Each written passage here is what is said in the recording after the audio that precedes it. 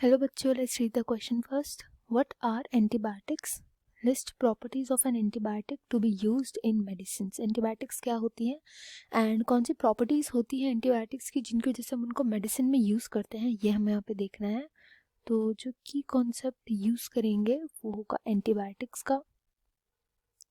Antibiotics जैसे कि इसके नाम में आ रहा है एंटीबायोटिक्स. एंटी का मतलब क्या होता है?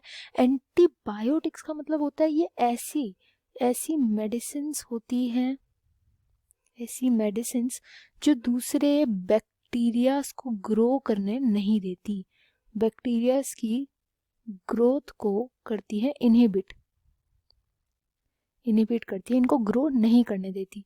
यूजुअली हम इनका यूज़ किस में करते हैं? एंटीबायोटिक्स का ये यूज़ किया जाता है मेडिसिनल पर्पसेस से. जैसे जब डिजीज़ हो जाए किसी को, कोई ऐसा डिजीज़ जो बैक्टीरियल हो, ये याद रखना है, बैक्टीरिया से हो, ये नहीं कि वायरल डिजीज़ है, कोई वायरस की वजह से हुआ है. जैसे कॉमन कोल्ड होता है, यूजुअली लोग उसमें ना एंटीबायोटिक्स लेते हैं.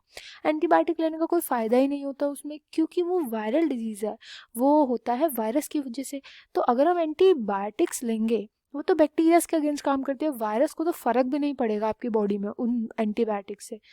तो वो वाला डिजीज़ केवल जो बैक्टीरिया की वजह से होता है, जिसमें पैथोजन जो होता है वो बैक्टीरिया होता है, उनके लिए ये बेनिफिशियल होती है. अब इनकी ऐसी क्या प्रॉपर्टीज़ होती है कि ये इन बैक्टीरियाज को के एंटी होती है, इनकी ग्रोथ को इनहिबिट करती हैं.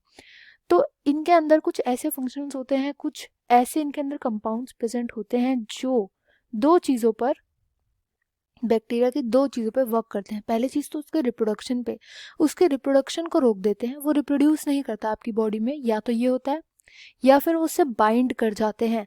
बाइंड करने की वजह से कोई भी जो सेलुलर एक्टिविटी होती है, उनकी सेलुलर एक्टिविटी, कोई भी उनके अंदर मेटाबॉलिक प्रोसेस है, कोई उनकी एक्टिविटी है, वो इनहिबिट हो जाती है. एंड इसके थ्रू उनकी ग्रोथ नहीं होती. इन दो मेन रीज़न की वजह से उनकी ग्रोथ रुक जाती है. एंड इससे करके जो एंटीबायोटिक्स होते हैं वो हमारी हेल्प करते हैं हेल्थ को रिकवर करने में. और क्या इनकी प्रॉपर्टीज़ होती है? एक सबसे बड़ा जो फ़ायदा होता है ना एंटीबायोटिक्स का, वो होता है ब्रॉड स्पेक्ट्रम एंटीबायोटिक्स का.